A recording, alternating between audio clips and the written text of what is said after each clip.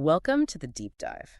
So today we're looking at something I think affects, well, pretty much everyone listening.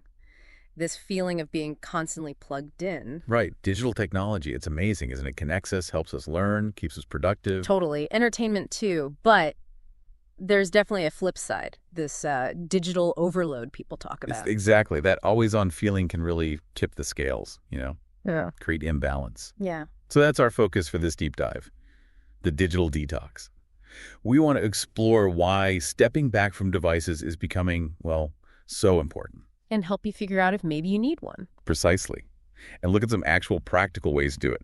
We're drawing on insights from Dr. Surta Ram Vishnoi, especially from Lifelines by Supreme Medic and his guide on unplugging. Okay, great. So digital detox, let's break that down. What does it actually mean in practice? Well, basically, it's a set time where you consciously decide to cut back or even stop using your devices. Phones, computers. Yeah, phones, tablets, computers, even TV sometimes. It's about making a deliberate choice to step away from the constant stream. Notifications, social media feeds.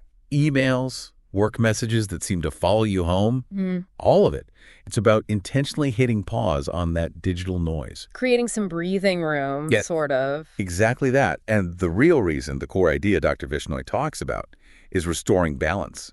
Think of it like physical rest for your body. Your mind needs a break, too. Absolutely. A break from constantly processing information. It's about recharging, regaining focus, and maybe nurturing those real-world connections again. So it's not just feeling tired of scrolling. There are actual kind of significant reasons this matters. Oh, definitely. The impact of too much screen time, it's quite broad. Dr. Vishnoi points out several key things. First off, there's mental fatigue, real burnout. From just information overload. Yeah, think about everything you're processing, updates, messages, news, it's constant. Your brain gets overloaded and you just feel drained, like completely wiped out. I know that feeling. Like your brain is just full. No more room. Right.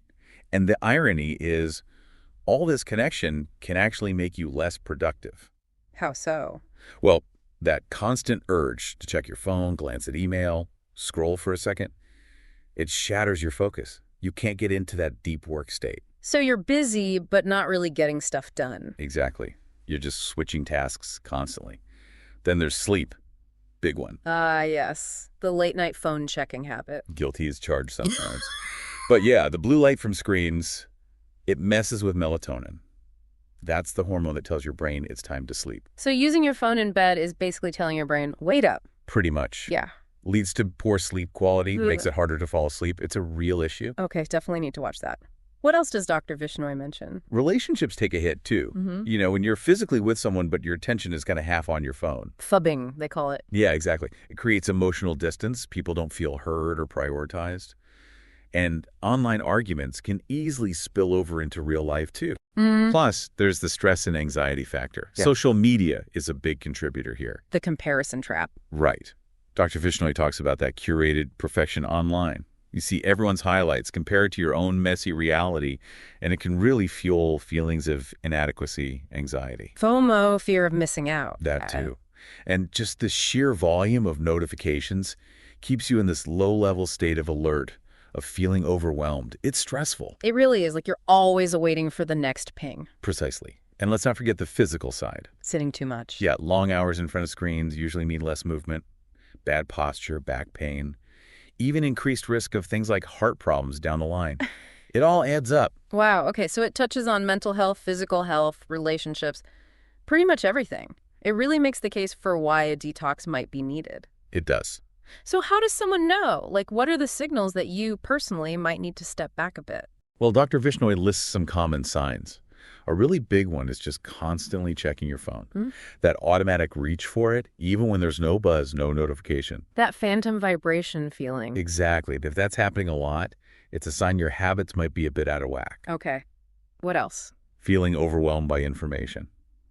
If the constant emails, news updates, social feeds just leave you feeling stressed or anxious, that's another clue. Right. Like you can't keep up. Yeah. And then there are physical symptoms. Are you getting frequent eye strain, headaches, neck or shoulder pain? Your body might be telling you something. So listen to your body, too. Makes sense. Absolutely. And look at your real-world connections. Are you spending way more time interacting online than face-to-face? Feeling a bit disconnected from people, even when you're with them? That's a tough one to admit sometimes. It can be. And finally, difficulty focusing. If you feel mentally foggy, like you can't concentrate on one thing because your mind keeps darting back your devices, Yeah. that's a sign your brain needs a break. Okay, that checklist. I think a lot of people listening might be nodding along right now. It's incredibly common these things are. It's sort of the water we're swimming in these days. Right. So if someone's recognizing these signs, what can they actually do? How do you start a digital detox? Dr. Vishnoi's guide has some really practical steps. You don't have to go all or nothing immediately. A good starting point is just setting specific times to disconnect. Like no phones during dinner. Exactly. Meal times are great. Maybe the first hour you wake up or the last hour before bed. Just designate some device-free time to be present. Small steps. Manageable. Definitely. Another big impact thing is managing notifications. Turn off the non-essential ones. You probably don't need a buzz every time someone likes a photo, really. Probably not. Use do not disturb modes more intentionally. During focused work or family time, just reducing those constant interruptions helps enormously. Freeing up mental bandwidth. Exactly. And creating screen-free zones. The dinner table, like you said. Yeah. The bedroom is another really key one for better sleep and connection. Just making certain spaces off limits to screens. Okay. What about finding things to do instead? Yes. Crucial. Plan offline activities. Things you enjoy that don't involve tech. Reading a physical book, going for a walk, cooking, drawing, playing music. Rediscovering old hobbies, maybe? Yeah.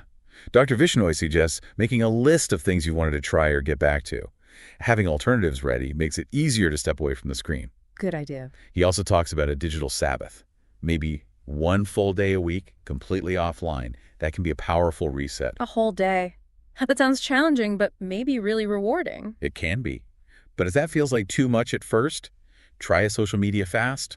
Just take a break for those specific platforms for a few days or a week, see how it feels. Focusing more on real life. Right. And for work stuff, if you have to be online, set firm boundaries. Decide on a time in the evening when work communication stops. No more checking emails after, say, 7 p.m. Give yourself time to unwind. That requires discipline. It does. Mindfulness practices can really help with that discipline too. Things like deep breathing, meditation, yoga. They help you center yourself and consciously choose not to reach for the device. It can really reduce that tech-related stress. So internal tools as well as external rules. Exactly. And remember, you can start small, maybe just a few hours of detox, then build up. Use app timers if they help. And tell people. Let your family, friends, maybe colleagues know you're trying to cut back a bit. Their support can make a difference. Right. So you don't feel like you're suddenly ignoring everyone. Yeah, just managing expectations. Okay, those are all really solid, actionable steps. But what about after? You do a detox, feel better, but then how do you stop slipping back into old habits? How do you maintain that balance? That's the key question, isn't it?